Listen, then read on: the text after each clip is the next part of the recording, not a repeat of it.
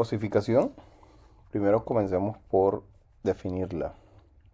La osificación es el proceso de formación de tejido óseo y esa osteogénesis nosotros la podemos observar desde el nacimiento, que se puede realizar de dos maneras. Una de ellas es la formación de hueso a través de membranas de tejido conectivo, que es la que llamamos osificación intramembranosa, de tejido conectivo mesenquimatoso exactamente. Y la otra es osificación endocondral, aquella que proviene de una base de cartílago como intermediario antes de formar hueso. Entonces, las dos son formas de hacer hueso. En las dos, de una u otra manera, se forman células osteoprogenitoras, luego osteoblastos y cuando maduran las células que conocemos como osteocitos. Y en ese proceso de formación de osteoblastos también corre el proceso de formación de la matriz ósea, tanto la parte mineral como la parte no mineral, hasta que se osifique como tal el tejido óseo.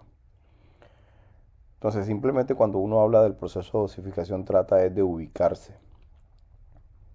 Y entonces los libros nos ubican en que la osificación intramembranosa, como dice Histology Guide aquí, está referida a los huesos planos del cráneo, a la mandíbula y las clavículas, mientras que la osificación endocondral está referida a la mayoría de los huesos. Especialmente se mencionan los huesos largos, pero la mayoría de los huesos. Y se mencionan los huesos largos porque ahí se nota mucho en unas líneas o en unas placas que nosotros llamamos de crecimiento, se nota muy bien el paso de cartílago a hueso, de una forma muy ordenadita y con la cual se ha estudiado siempre la osificación endocondral. Entonces, ya yendo a la histología, cuando nosotros vemos la osificación intramembranosa en este hueso plano que aparece acá arriba,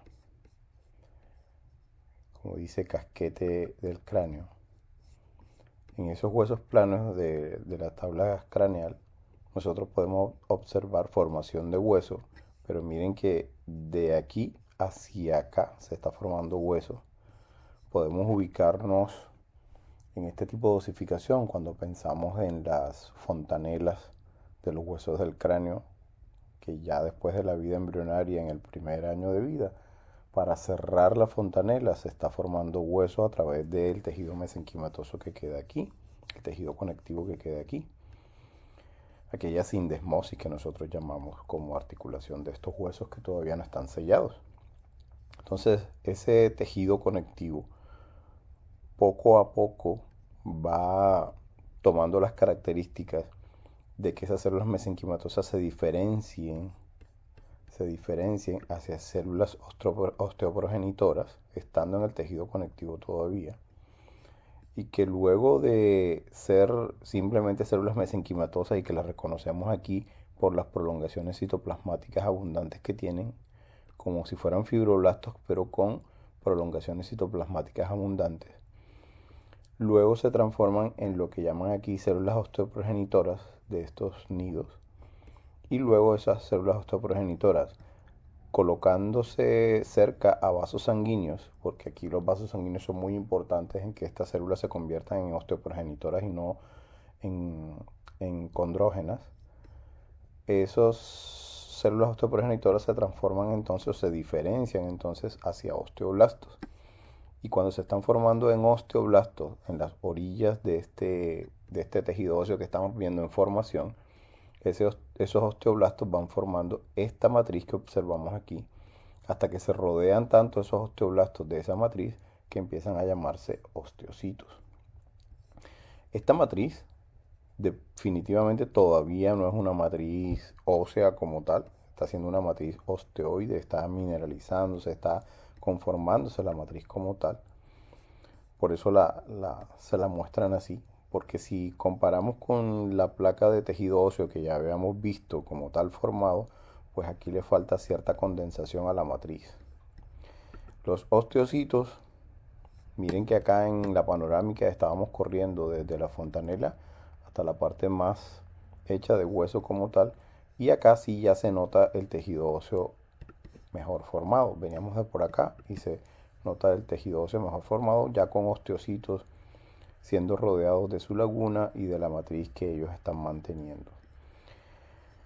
Ese tejido óseo, miren cómo se va formando en el tejido óseo que ya conocemos nosotros, que forma trabéculas, que forma espículas, que es aquel tejido óseo trabecular. Pero fíjense que todo provino desde aquí. Cuando nosotros teníamos tejido conectivo mesenquimatoso, que sirvió dentro de esa membrana de tejido conectivo mesenquimatoso para empezar a formar este hueso aquí. Desde la formación de células osteoprogenitoras para luego transformarse en osteoblastos, y esos osteoblastos ir formando más matriz y madurarse y llamarse osteocitos. Bien, desde ese punto de vista, cuando ya se va dando la formación del resto del hueso como tal, llegará un momento en que los vasos sanguíneos se organizarán o no se organizarán de acuerdo al tipo de hueso que necesitemos en cada uno de ellos. Y cuando se organizan o no se organizan alrededor de los conductos de Haber, se acuerdan que ya es otra clasificación de hueso que nosotros hacemos de acuerdo a su organización, que era la organización compacta o la organización esponjosa.